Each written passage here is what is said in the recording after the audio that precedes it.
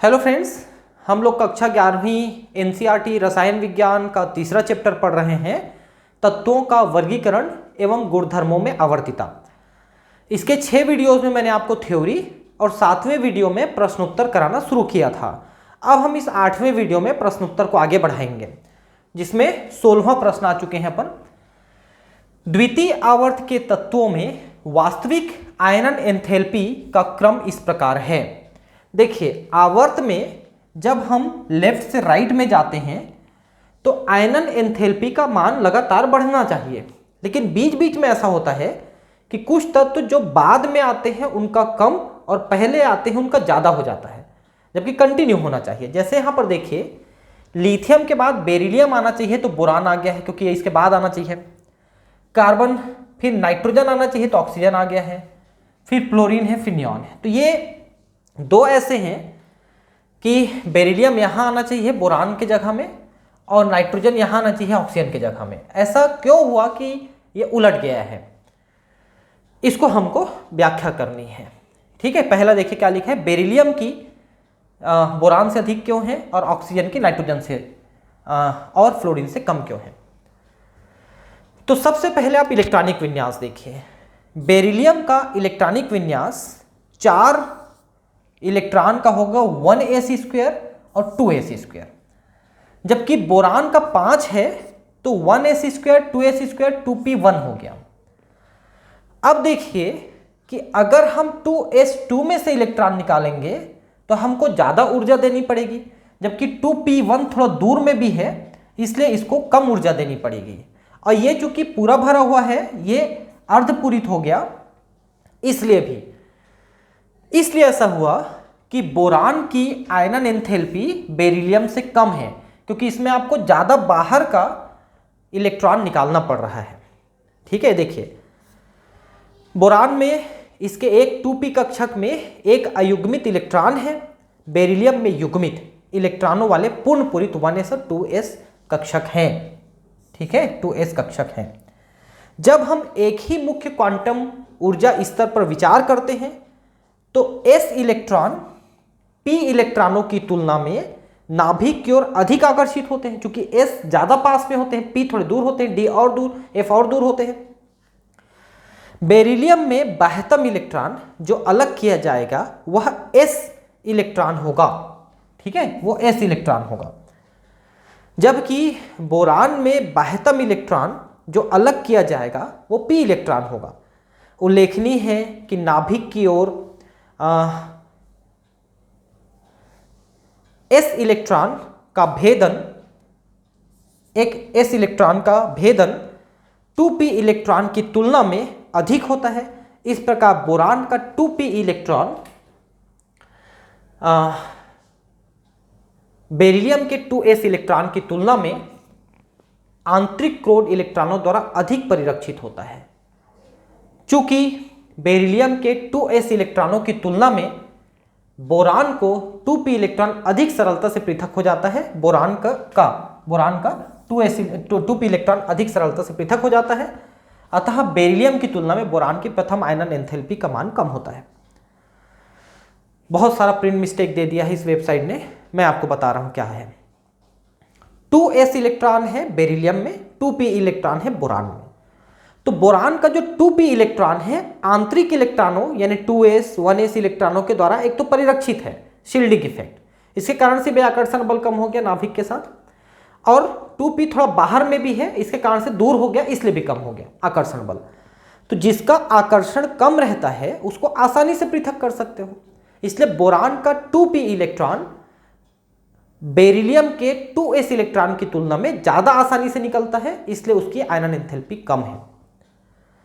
दूसरा है नाइट्रोजन और ऑक्सीजन का इलेक्ट्रॉनिक विन्यास। देखिए, नाइट्रोजन का 7 है, ऑक्सीजन का 8 है, तो ये हो जाएगा 1s², 2s², 2p1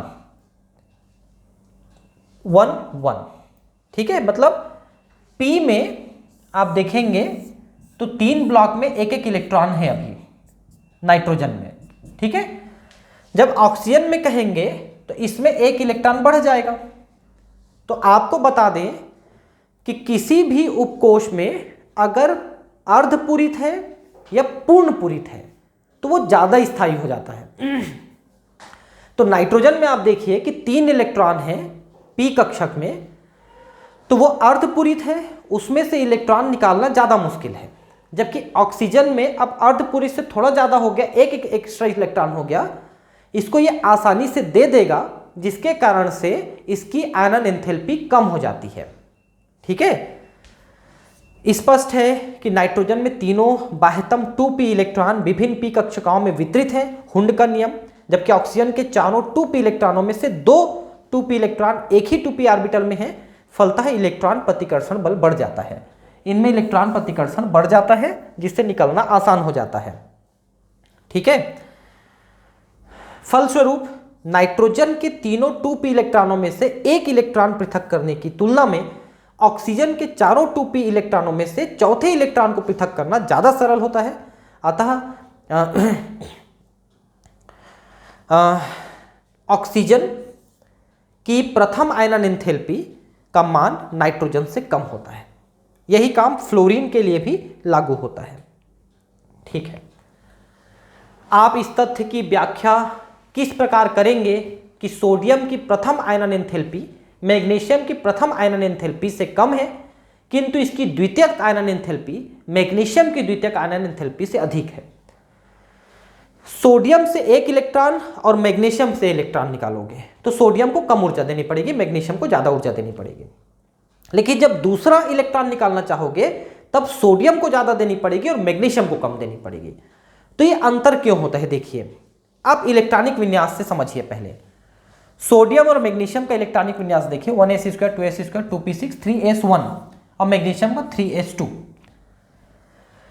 तो जब आप सोडियम से एक इलेक्ट्रॉन निकालना चाहते हो, देखिए दोनों में जो कोश की संख्या है वो 3-3 है, मतलब कोश तो बराबर हो गए, मतलब नाभिक में और कोश में जो डिफरेंस है वो लगभग बराबर है। लेकिन मैग्नीशियम में एक प्रोटॉन और एक इलेक्ट्रॉन ज्यादा है तो प्रभावी नाभिक आवेश बढ़ गया। तो मैग्नीशियम जो है बाहर के इलेक्ट्रॉनों को ज्यादा बल के साथ आकर्षित किया हुआ है, इसलिए इसमें सोडियम में कम बल है तो उसका एक इलेक्ट्रॉन निकालना ज्यादा आसान होगा मैग्नीशियम के एक इलेक्ट्रॉन निकालने से।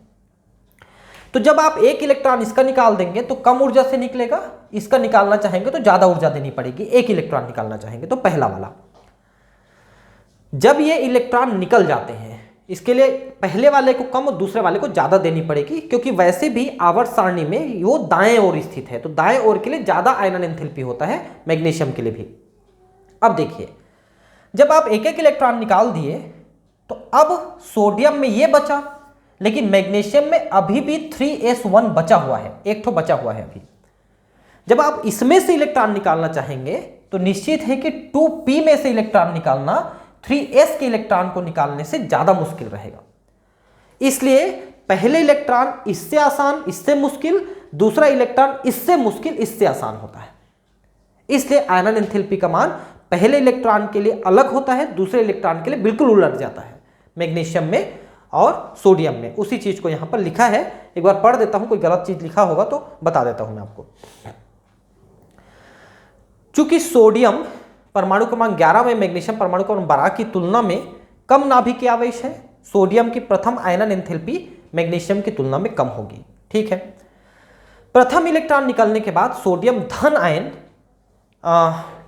में परिवर्तित हो जाता है तथा मैग्नीशियम भी धन आयन में परिवर्तित हो जाता है। इसका इलेक्ट्रॉनिक विन्यास अब क्या बचेगा, तो ये अब 2p6 बचेगा और 3s1 बचेगा। तो अब इसमें से निकालना मुश्किल, इसमें से निकालना आसान होगा। तो सोडियम 1+ आयन का इलेक्ट्रॉनिक विन्यास नियॉन के समान एक बहुत अधिक स्थायी इलेक्ट्रॉनिक विन्यास बन गया है। इसलिए सोडियम 1+ से आयन से मैग्नीशियम 1+ आयन की तुलना में इलेक्ट्रॉन निकालने के लिए अधिक ऊर्जा की आवश्यकता होगी। इसी कारण से सोडियम की द्वितीयक आयनक एंथैल्पी मैग्नीशियम की तुलना में अधिक होती है। प्रथम और द्वितीय बिल्कुल उलट जाते हैं, है ना, किसमें कौन सी आवश्यकता होगी, ये बिल्कुल उलट गया है। मुख्य समूह तत्वों में आयनन एंथैल्पी के किसी समूह में नीचे की ओर कम होने के कौन से कारक हैं? जब समूह में आप नीचे जाते हो तो आयनन एंथैल्पी कम होने के क्या कारण हैं? इलेक्ट्रॉन को निकालना ज़्यादा आसान क्यों होता है? दो मुख्य कारण हैं। पहला कि जैसे जैसे नीचे जाते हो कोश की संख्या बढ़ती है, इलेक्ट्रॉन दूर होते चले जाते हैं। पहला कारण, इससे नाभिकीय आवेश के साथ उनका आकर्षण बल कम हो जाता है, उनको निकालना आसान होता है, पहला चीज। दूसरा चीज ये है कि जैसे जैसे कोश की संख्या बढ़ती है, इलेक्ट्रॉनों के बीच में जो अंदर वाले इलेक्ट्रॉन है वो आते जाते हैं, इससे परिरक्षण प्रभाव भी बढ़ता है। मतलब बाहर के इलेक्ट्रॉनों और नाभिकी के बीच में अंदर वाले इलेक्ट्रॉन आ जाते हैं, उसी कारण से परिरक्षण प्रभाव हुआ और आकर्षण बल और कम हो गया। इसलिए ऊपर से नीचे वर्ग में जाने पर आयनन एंथैल्पी कम होते चले जाता है। समूह में नीचे जाने पर नाभिकीय आवेश बढ़ता है, पहली बात, और नीचे जाने पर नए कोश भी जुड़ जाते हैं, तो परमाणु का आकार बढ़ जाता है। और नीचे जाने पर आंतरिक इलेक्ट्रॉनों की संख्या बढ़ जाती है, इससे बाह्यतम इलेक्ट्रॉनों पर आवरण प्रभाव घट जाता है। ये तीन ऐसे कारण हैं। पहला मतलब दूसरा और तीसरा कारण मुख्य है कि आकार भी बढ़ता है, परिरक्षण प्रभाव भी बढ़ता है, यानी आवरण प्रभाव। उसी कारण से नाभिकीय आवेश और इलेक्ट्रॉन जो बाह्यतम कोश में है उनके बीच आकर्षण बल कम हो जाता है। परमाणु आकार में वृद्धि तथा आवरण प्रभाव का संयुक्त प्रभाव नाभिकीय आवेश में वृद्धि के प्रभाव से अधिक हो जाता है। यह अलग बात है कि नीचे जाने पर परमाणु क्रमांक, प्रोटॉन, इलेक्ट्रॉन की संख्या भी बढ़ती है, लेकिन उनका प्रभाव जितना पड़ता है उससे ज्यादा प्रभाव आकार बढ़ने का पड़ता है। ठीक है, ये प्रभाव इस प्रकार कार्य करते हैं कि नाभिक तथा बाह्यतम इलेक्ट्रॉनों के मध्य आकर्षण बल कम हो जाता है। परिणाम स्वरूप समूह में नीचे जाने पर आयनन एंथैल्पी कम हो जाता है। जैसे जैसे नीचे जाएंगे परमाणु का आकार बढ़ रहा है और उनके बीच आकर्षण बल कम हो रहा है, परिरक्षण प्रभाव बढ़ रहा है, परिणाम स्वरूप आयनन एंथैल्पी का मान कम होता चला जाएगा। नेक्स्ट, वर्ग 13 के तत्वों की प्रथम आयनन एंथैल्पी के मान इस प्रकार है। ठीक है, वर्ग 13। ठीक है, तो इसमें बोरान, एल्यूमिनियम, गैलियम, इंडियम और थैलियम, इनका आयनन एंथैल्पी 801, 577, 579, 558, 589 है। सामान्य से इस विचलन की प्रवृत्ति की व्याख्या आप किस प्रकार करेंगे? भाई अगर ऊपर से नीचे जा रहे हो तो कंटिन्यूअस कम होना चाहिए, तो इसमें से इसमें तो कम हो गया लेकिन फिर थोड़ा बढ़ गया, फिर कम हुआ फिर बढ़ गया, ऐसा क्यों हो रहा है कि कभी कभी बढ़ रहा है बीच में?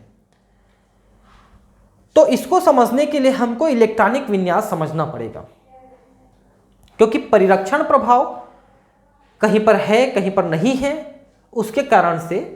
और दूसरा पूर्ण पूरित, अर्धपूरित जो कोश हैं उनका प्रभाव भी होता है कहीं कहीं पर, इसके कारण से भी कभी कभी बढ़ जाता है आयनन एंथैल्पी। सामान्य परंपरा के अनुसार वर्ग में ऊपर से नीचे जाने पर आयनन एंथैल्पी घटनी चाहिए, लेकिन गैलियम से थैलियम इनके अपवाद हैं, गैलियम तथा थैलियम इनके अपवाद हैं। डी तथा एफ इलेक्ट्रॉनों का परिरक्षण प्रभाव 5 तथा 2 इलेक्ट्रॉनों की तुलना में कम होता है। एस और पी इलेक्ट्रॉन होना चाहिए, इसको एस और पी इलेक्ट्रॉनों की तुलना में कम होता है। ठीक है, गैलियम में 3d इलेक्ट्रॉन होते हैं, जबकि थैलियम में 5d तथा 4f इलेक्ट्रॉन होते हैं। कम परिरक्षण प्रभाव के कारण से गैलियम तथा थैलियम परमाणुओं के नाभिकीय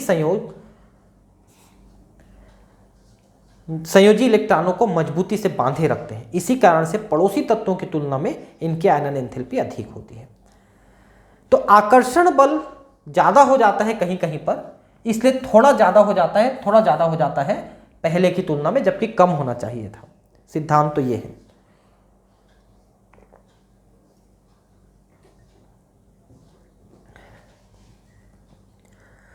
तत्वों के निम्नलिखित युग्मों में किस तत्व की इलेक्ट्रॉन लब्धि एंथैल्पी अधिक ऋणात्मक होगी, मतलब वो अधिक ऊर्जा देगी?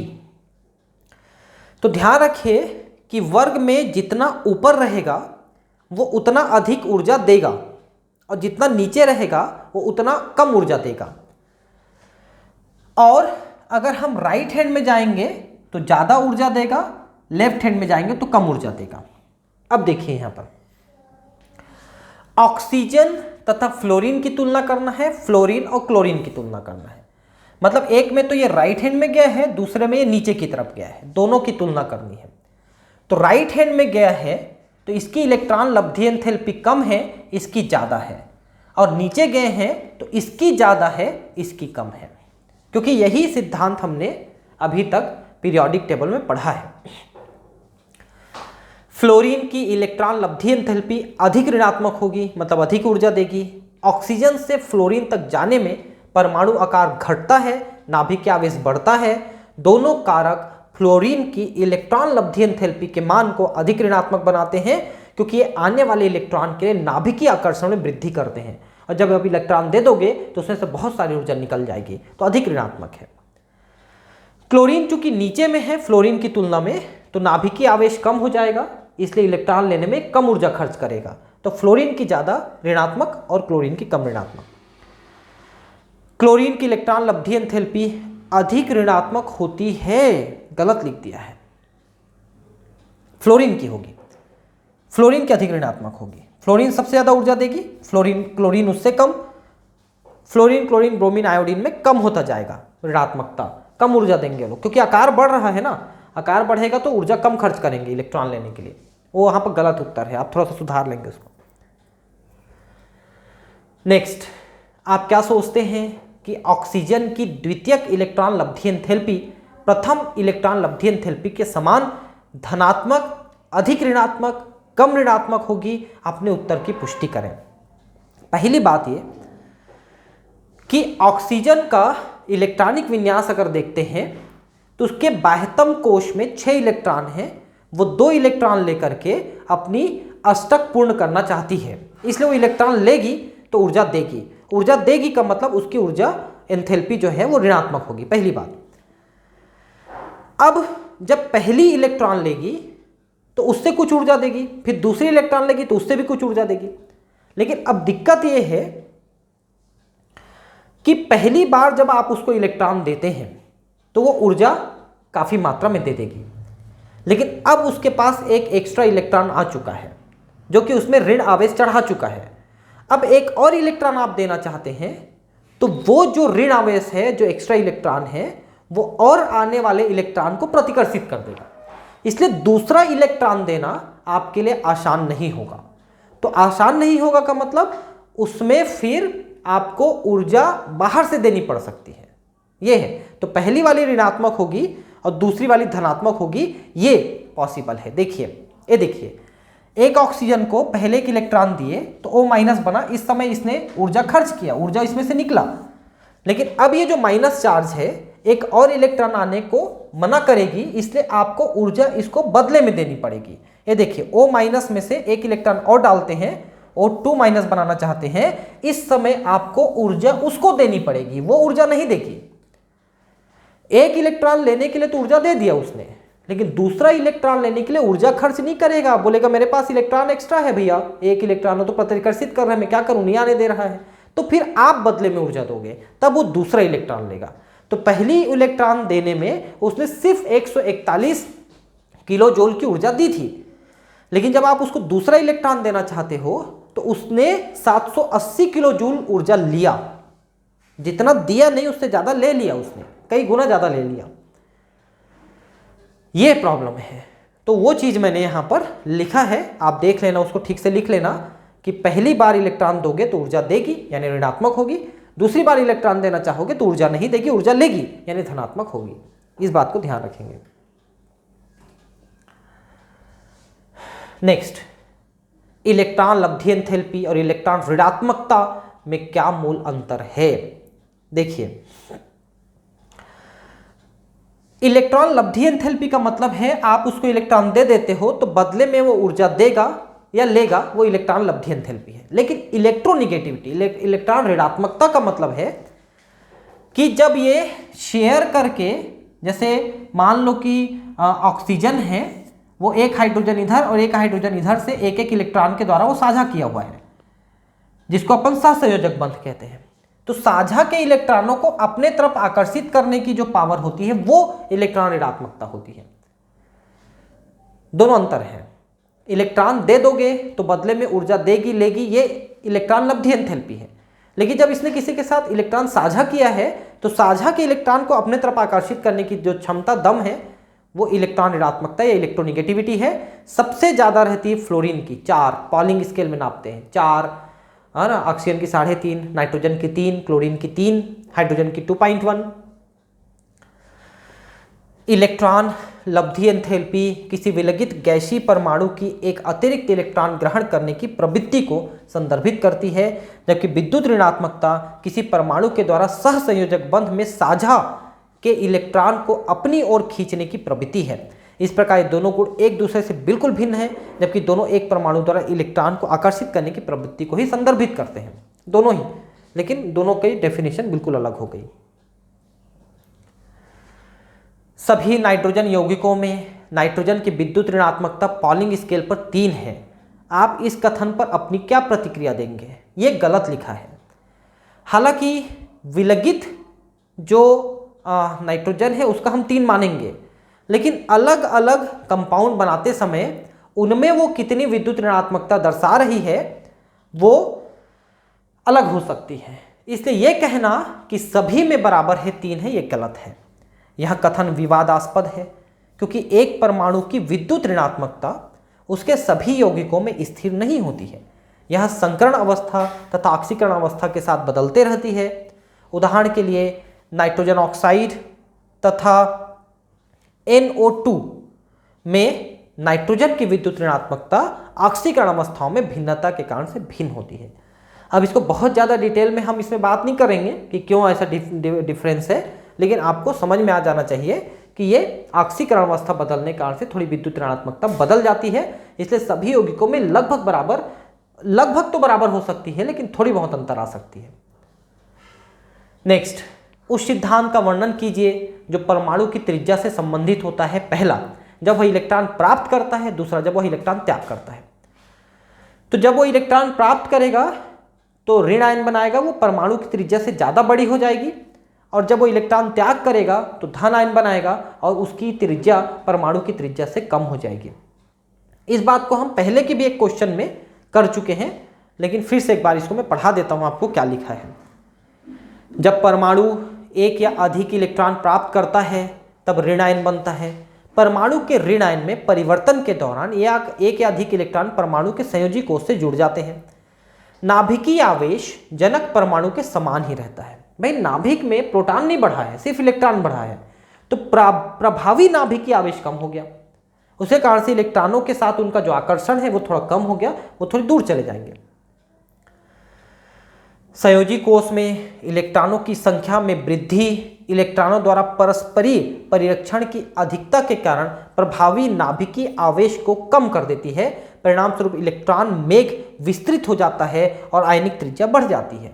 ये बात तो मैं शुरू से बता रहा हूं आपको कि आप इलेक्ट्रॉन दे दोगे किसी को तो उसकी त्रिज्या बढ़ जाएगी, कई कारण है उसके पीछे। दूसरा, इलेक्ट्रॉन निकाल लेते हैं तो क्या होता है, नाभिकीय आवेश प्रभावी बढ़ जाता है, वो ज़्यादा पावर से खींचता है बचे इलेक्ट्रॉनों को, तो ज़्यादा पावर से बांध लेता है। अब आप वो ज़्यादा पास में आ जाएंगे तो फिर वो परमाणु की त्रिज्या की तुलना में जो धन आयन की त्रिज्या है वो कम हो जाएगी। जब परमाणु एक या अधिक इलेक्ट्रॉनों का त्याग करता है तब धन आयन बनता है। इस प्रकार प्राप्त धन आयन सदैव अपने जनक परमाणु से आकार में छोटा होता है। ऐसा निम्नलिखित कारणों से होता है। पहला, संयोजी कोष के विलोपन द्वारा कुछ स्थितियों में इलेक्ट्रॉन त्यागने पर संयोजी कोष को पूर्णतः विलोपित हो जाता है। जैसे सोडियम है, देखिए सोडियम का 11 होता है, ठीक है, यानी कि 2, 8 और एक तीसरे कोष में अगर एक इलेक्ट्रॉन को निकाल देते तो तीसरा कोष गायब हो गया, सिर्फ 2 कोष बचे। तो जब एक कोष ही गायब हो गया तो पहले से छोटा हो गया, तो कोष की कमी हो गई तो छोटे हो गए, ठीक है, ऐसा है।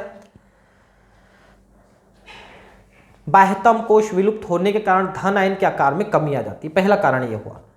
दूसरा, नाभिकीय आवेश बढ़ गया, मतलब प्रभावी वाला, तो ज़्यादा पावर से खींचेगा बचे इलेक्ट्रॉनों को, तो और छोटा कर लेगा, ज़्यादा पास में ऐसे पकड़ के रख लेगा। जैसे मान लो कि एक महिला के 4 बच्चे हैं, एक बच्चे को कोई ले गया तो बाकी 3 बच्चों को ज़्यादा पावर से वो पकड़ के रख लेगी ताकि इसको कोई मत ले जाए। इस तरह से पावर बढ़ जाता है। ज़्यादा पास में ले आती है।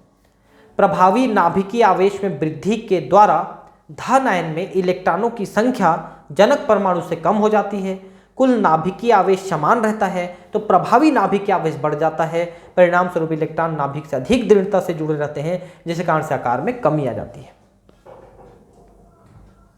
ठीक है, किसी तत्व के दो समस्थानिकों की प्रथम आयनन एंथैल्पी समान होगी या भिन्न होगी, आप क्या मानते हैं? अपने उत्तर की पुष्टि करें। किसी तत्व के दो समस्थानिक, समस्थानिक का मतलब होता है कि सिर्फ उसमें परमाणु भार बढ़ता है, न्यूट्रॉन की संख्या बढ़ती है। उनमें प्रोटॉन और इलेक्ट्रॉन की संख्या समान होती है। जैसे मान लो आप कार्बन कहते हैं तो कार्बन का 12 वाला, 13 वाला और 14 वाला 3 परमाणु भार वाले हैं, लेकिन इन सभी में 6 प्रोटॉन इलेक्ट्रॉन होते हैं। और आयनन एंथैल्पी नाभिकीय आवेश यानी कि प्रोटॉन की संख्या और इलेक्ट्रॉन की संख्या पर निर्भर करती है, जो कि सभी में समान है।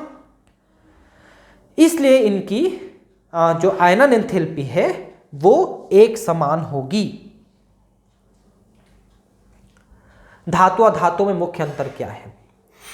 आप जैसे जैसे राइट हैंड में जाते हो उसमें अधातुओं का गुण बढ़ते जाता है, और जैसे जैसे लेफ्ट में आते जाते हो अधातुओं से धातुओं का गुण बढ़ते जाता है। ऊपर से नीचे जाएंगे तो धातु बढ़ेंगे, बाजू में जाएंगे राइट हैंड में तो अधातु बढ़ेंगे। पहली बात गुण। ठीक है, धातुओं में विद्युत के सुचालकता, ताप की सुचालकता, इलेक्ट्रॉन मुक्त होते हैं, ये सब विशेषता है, अधातुओं में नहीं है। तो बहुत सारे अंतर हैं। धातुएं विद्युत धनात्मक तत्व हैं तथा एक या अधिक संयोजी इलेक्ट्रॉनों को त्याग कर धन आयनों का निर्माण करते हैं। जैसे lithium, sodium, potassium, rubidium, caesium, magnesium, ये सब जो है इलेक्ट्रॉन त्यागने की प्रवृत्ति रखते हैं। जबकि अधातु जो है जैसे fluorine, chlorine, bromine, iodine, oxygen वगैरह अधातु हैं, ये इलेक्ट्रॉन ग्रहण करने की प्रवृत्ति रखते हैं। तो इलेक्ट्रॉन त्याग के धन आयन बनाना धातुओं के द्वारा और अधातुओं के द्वारा इलेक्ट्रॉन ग्रहण करके ऋण आयन बनाना, ये इनकी मुख्य विशेषताएं हैं। तो एक बात आप समझ लीजिए कि जो तत्व या परमाणु इलेक्ट्रॉन देता है वो स्वयं ऑक्सीकृत हो गया, लेकिन सामने वाले को अपचयित कर गया। इसलिए क्योंकि अपचयन और ऑक्सीकरण आप समझते होंगे, मैं बता देता हूं एक बार। इलेक्ट्रॉन का निकलना ऑक्सीकरण है और इलेक्ट्रॉन का जुड़ना अपचयन है। ध्यान दीजिए। तो मान लो ये कोई धातु है, देखिए मैं आपको समझाता हूं इसको एक तरीके से। देखिए जैसे कि ये कोई धातु है, लिथियम, सोडियम, रुबिडियम, सीजियम कोई धातु है।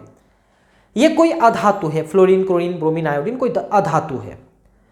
अब देखिए कि धातु ने अपना इलेक्ट्रॉन त्यागा और इसको दे दिया, मतलब स्वयं तो ऑक्सीकृत हुआ लेकिन इसको अपचयित कर गया। मतलब ये एक प्रकार का अपचायक है, खुद ऑक्सीकृत हुआ है लेकिन इसको अपचयित कर दिया है, इसलिए ये अपचायक है।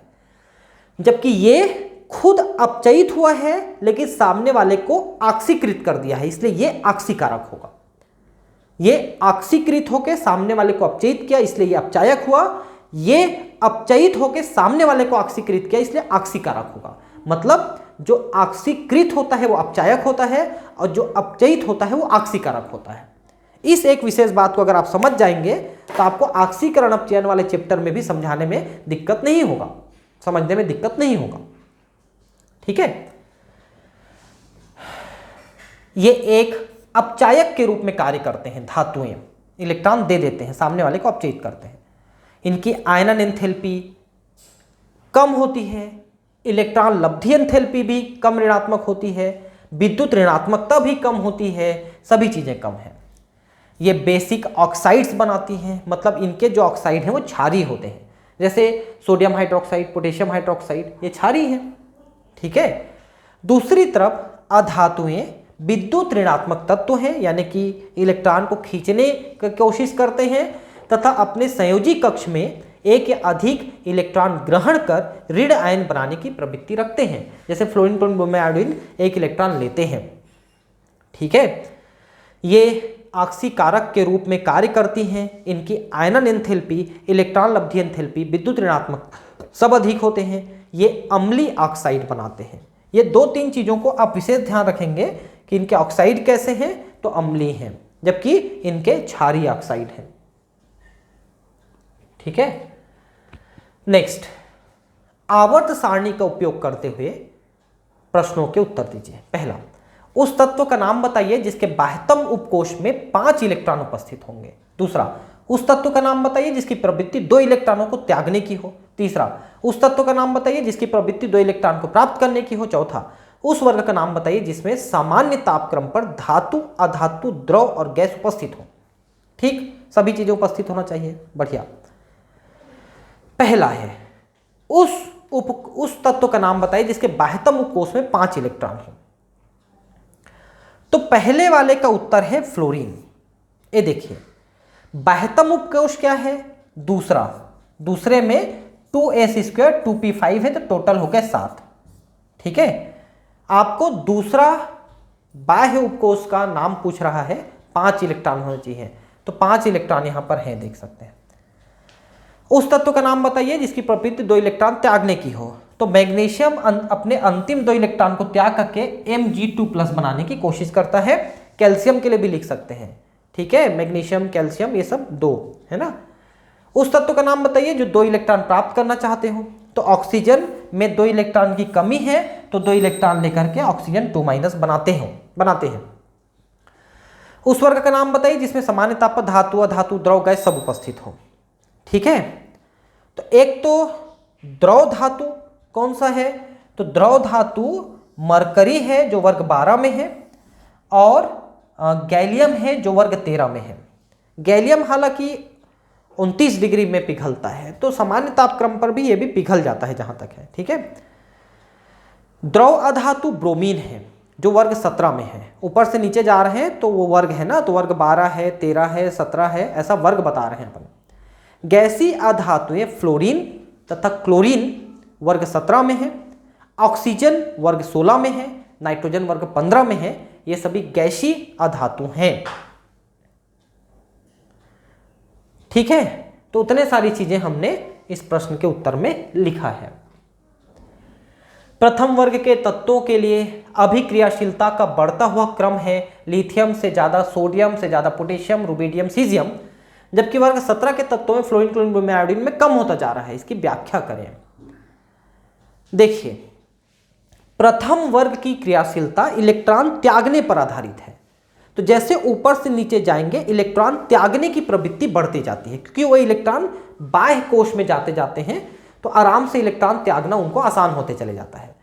तो प्रथम वर्ग जिनकी क्रियाशीलता इलेक्ट्रॉन देने पर आधारित है, ऊपर से नीचे जाने पर इलेक्ट्रॉन देने की प्रवृत्ति बढ़ती है, इसलिए क्रियाशीलता बढ़ती है। वर्ग 17 फ्लोरीन, क्लोरीन, ब्रोमीन, आयोडीन, इनकी जो क्रियाशीलता है वो इलेक्ट्रॉन लेने पर आधारित है, और जैसे जैसे वर्ग में नीचे जाओगे इलेक्ट्रॉन लेने की क्षमता घटती है, देने की क्षमता बढ़ती है। यह हर वर्ग के लिए है। तो जो इलेक्ट्रॉन देने पर आधारित क्रियाशीलता है तो बढ़ेगी नीचे जाने पर, क्योंकि देने की प्रवृत्ति बढ़ती है। लेकिन जिनकी क्रियाशीलता लेने पर आधारित है, तो चूंकि नीचे जाने पर लेने की प्रवृत्ति घटती है, इसलिए इनकी प्रवृत्ति घट रही है। ठीक है, sp-df ब्लॉक के तत्वों का सामान्य बाह्य इलेक्ट्रॉनिक विन्यास लिखिए। ठीक है, s ब्लॉक तत्व जिसमें ns 1 से लेकर 2 रहेगा, ns1 या ns2। p ब्लॉक में ns² तो पूरा रहेगा, np 1 से 6 रहेगा। d ब्लॉक में जो है n-1d रहेगा। ठीक है, जैसे कि 3d 1 से लेके 10 और 4s 1 से लेके 2, ऐसा लिखेंगे अपन। इसलिए बाह्यतम कोश से एक कोश कम रहता है, d। ठीक है, और f ब्लॉक तो एक और कम रहेगा, इससे कम रहेगा। ठीक है, ये देखिए, सबसे बाहर में n है तो s है, n के साथ s है, उससे पहले वाले में d है, और उससे पहले वाले में f है। तो n-2 f 1 से 14, n-1 d 0 से 1। ठीक है, और n², ये इसका इलेक्ट्रॉनिक विन्यास। आखिरी क्वेश्चन हम पढ़ेंगे इसमें। ठीक है, 1-2 क्वेश्चन और हैं, इनको भी हम करना चाहते थे, लेकिन देखते हैं, अभी समय रहेगा तो अभी जितना हो सके, फिर उसके बाद हम बाकी को नेक्स्ट क्लास में कर देंगे, या नहीं तो वैसे क्वेश्चन तो आ रहे हैं, आप इनको खुद से भी कर सकते हैं। तो ये 2 क्वेश्चन मैं करा देता हूँ, फिर बाकी क्वेश्चन आप खुद से कर लेना, मैं नेक्स्ट चैप्टर पढ़ाना शुरू करूँगा, ठीक है। एक तत्व जिसका बाह्यतम इलेक्ट्रॉनिक विन्यास निम्नलिखित है, उसका स्थान आवर्त सारणी में बताइए। तो ये है NS² NP4 और जिसके N है 3, यानी कि 3S² 3P4, ये हो गया। दूसरा है ये जिसमें n बराबर 4 है, तो यहाँ पर 4 लिखेंगे, यहाँ पर 3 लिखेंगे, ऐसा है। 6 है तो ये 6 हो गया, ये 5 हो गया, ये 4 हो गया। अब इनका पूरा इलेक्ट्रॉनिक विन्यास लिख लीजिए, आपको समझ में आ जाएगा, ठीक है। तो 1S² 2S² 2P6, 3S² 3P6, 4S² 3D, ऐसा लिखना चाहेंगे अपन, है ना। तो पूरा लिखते जाएंगे अपन। तो पहला है दिया गया तत्व तीसरे आवर्त n बराबर 3 में उपस्थित है। आवर्त तो सीधे सीधे समझ में आता है, n बराबर जितना लिखा वही उसका आवर्त है, ठीक है। इसके संयोजी कक्ष में 6 2-4 इलेक्ट्रॉन उपस्थित हैं। देखिए ये 2 और 4 इसके संयोजी कोष में है, यानी 6 इलेक्ट्रॉन उपस्थित हैं। तो यह एक p ब्लॉक तत्व है, क्योंकि इलेक्ट्रॉन p उपकक्ष में प्रवेश करता है। ये देखिए p उपकक्ष में है, इसलिए p ब्लॉक का एलिमेंट है। वर्ग की संख्या 10, धन संयोजी इलेक्ट्रॉनों की संख्या आप जोड़ दीजिए 16। इस प्रकार ये 16वें वर्ग का तत्व है, और यह तत्व सल्फर है, ठीक है। 32 नंबर इसमें रहेंगे इलेक्ट्रॉन, 32 रहेंगे। दूसरा दिया गया तत्व चौथे आवर्त n बराबर 4 में उपस्थित है, और ये एक डी ब्लॉक तत्व है। डी ब्लॉक क्यों? क्योंकि डी ब्लॉक इसमें अपूर्ण है। आप देख सकते हैं क्वेश्चन को कि इसमें डी ब्लॉक अपूर्ण है। डी ब्लॉक में अधिकतम जो है 10 इलेक्ट्रॉन होते हैं, यहाँ पर 2 ही दिख रहे हैं, तो वो अधूरा है। वर्ग की संख्या कौन सी होगी? 2 धन n-1 डी इलेक्ट्रॉनों की संख्या। तो n-1 में 2 इलेक्ट्रॉन है और 2 कर देंगे अपन तो 4 हो जाएगा। इस प्रकार यह तत्व चौथे आवर्त तथा समूह 4 में स्थित है। यह टाइटेनियम है, ठीक है, ऐसा हम लिखेंगे। दिया गया तत्व छठवें आवर्त में स्थित है, क्योंकि n बराबर 6 लिखा है। यह एक f ब्लॉक तत्व है, क्योंकि इलेक्ट्रॉन f में भर रहे हैं। यह तत्व वर्ग 3 में स्थित है, क्योंकि सभी f ब्लॉक के तत्वों को तीसरे वर्ग में रखा गया है। यह तत्व गैडोलीनियम है, गैडोलीनियम, ठीक है बॉस। बाकी क्वेश्चन आप लोग करिएगा, लगभग वही सब क्वेश्चन आ रहे हैं। अब मैं अगले क्लास में आपको नेक्स्ट चैप्टर, चौथा चैप्टर पढ़ाना शुरू करूंगा, ठीक है। मिलते हैं अगले क्लास में। Thank you, bye.